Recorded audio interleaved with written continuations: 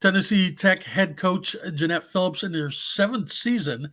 Coach, going into this year, your team was picked to finish fourth, but the voting extremely close. 22 points separates the top five teams. Your squad received four first place votes. What does that say about the conference being so tight? And how does that kind of fuel your squad to take care of some unfinished business from last season? Yeah, I mean, I think at the end of the day, we've done some really great things during conference play, and then we really haven't shown what we have that we can do in the tournament yet. We just haven't had a good showing since we've elevated our level of play. And so, I mean, I think I was kind of hoping that we would be ranked somewhere in the middle because, I mean, I think that, and on one hand, we've made ourselves some credibility in the first part of the year, but certainly not in the when it really counts. And so I think that you say unfinished business, 100%. We feel that a lot. And so I think I appreciate that the credibility that we have earned is still there, and we're still getting nods to that. Of still being in that top cluster. I know that we have the potential, and I know that we just need to execute all of the time. We need to find some more consistency, and especially at the end of the year. Well, Coach, I know it's early. Everyone's just basically in for camps. Or the season's still just a couple weeks away. But at this time, what are some of the things that you do like about this team, and what are some of their strengths? I think we seem like we are more, I don't know, like we're playing a little lighter, I think, than we have in the past at this point in the game. I think in years past, we've had a lot of stress with preseason practices and where am I going to fall in the lineup and where am I going to fall in the depth chart. And we've really been trying to talk about how if you play free and you just know that your group, your position group need to be good. Like we need everyone to be good in order to get better, in order to succeed. And if she's on the court and we win, you win too. Like we're trying to be, greedy within the sense of we want you to, get your reps and feel confident and go after it and absolutely compete for that spot. But at the end of the day, we also want a little bit of humility of the greater good, so I think that we are embodying that a lot better than we have in the past, which is allowing us to grow a little more rapidly and to take some chances and be a little more vulnerable in our practices, as opposed to really worried about what my hitting percentage is this day, or how, if I'm digging enough balls this day, or what did the coach say to me that day, and things like that. So I really like that, the fact that we're just playing and that we're just showing up, and hopefully we're just going to continue to do that and then kind of let the chips fall where they may. So I think that I like the atmosphere of our practices right now. Well, again, you do return, a good number of players from last year, but you also return a pair of OVC selections in Madeline Isringhausen and Jordan Cardlin. How do you look to these two to kind of guide this team, throughout the season? Well, yeah, I mean, we return a lot of expertise. Thank you, COVID. So we have a lot of seniors and super seniors happening. So I think that the expertise level, the mentorship level is very, very strong. And of course, leading the charge is Maddie and Jordan, because they have been leaders for us for a while now, and they've had a lot of success for us in the past. But what I really love is that they're being challenged within their position groups in a way that, I think at the highest level that they have since they've been here. And that's only going to cause them to elevate because they're true competitors. I mean, they don't feel safe necessarily with, okay, I just have to play the exact same way that I have in the past and I'll have the same success. I mean, that's not how they're wired anyway. I mean, they just want to continue to grow, and they want to leave this program better than the way they found it. They want to reach new goals this season that they have yet to achieve. Maddie, this is her last season with us, so she wants to leave it all out on the table, and she wants to achieve really great things.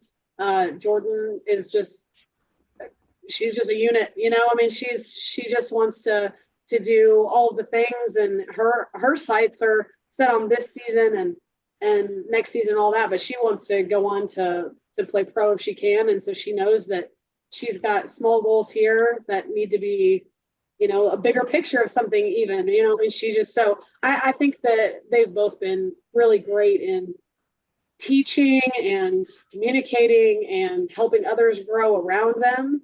And I think that that's been so valuable. And then that's just infectious, that mentality. So yeah, we have a lot of leaders and mentors on our team.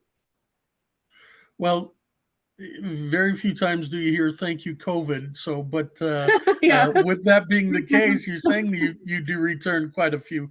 Who are some of these others that we should be keeping an eye on, and maybe even some newcomers as well that we should watch?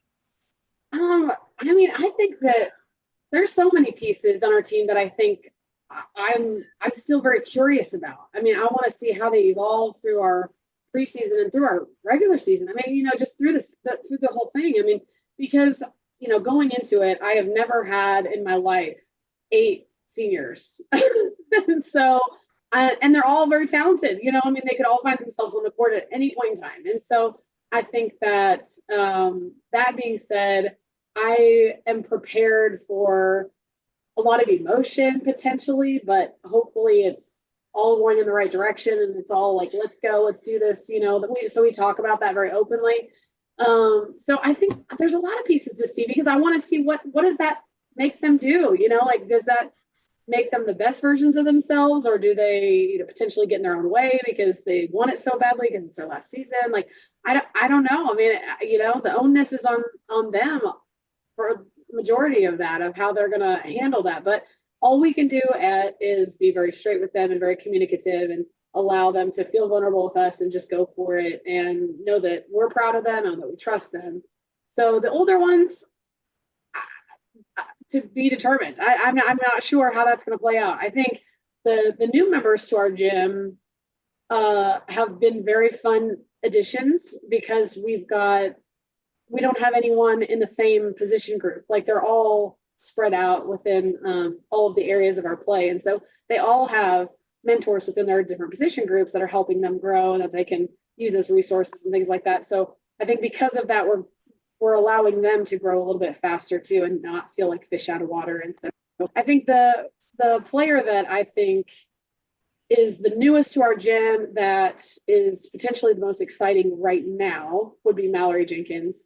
I think she is she's a long, lanky middle, and there's something, you can't teach tall, so I think that some of those things is some of that is that, and it's just fun seeing her elevate her play. She was on a good club team, but there's always a jump from playing with 18-year-olds than to be the youngest in the room.